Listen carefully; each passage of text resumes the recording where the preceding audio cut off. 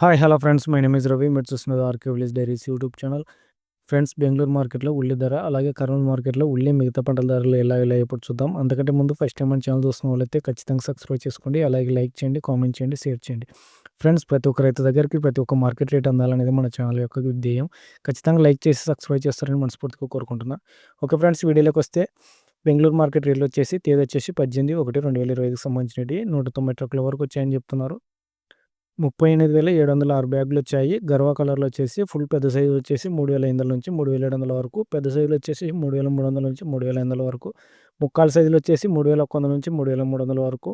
Medium క్వాలిటీలు 2,700 నుంచి 3,000 వరకు. గోల్డాలు 2,300 నుంచి 2,600 వరకు. గోల్టీలు 1,800 నుంచి 2,100 వరకు.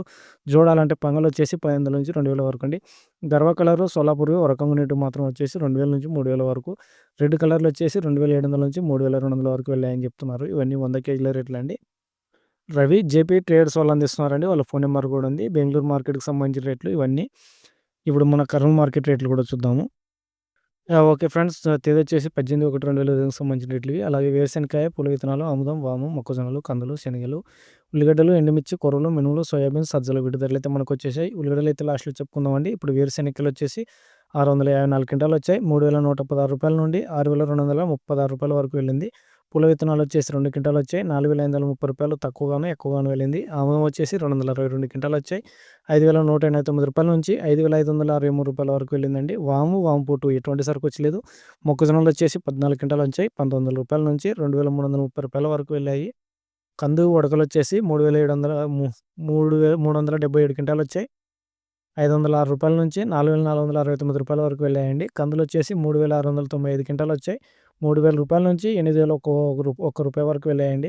శనగలు వచ్చేసి 13 క్వింటాలు వచ్చాయి. రూ. 5,666 నుంచి రూ. 6,059 వరకు వెళ్ళాయి.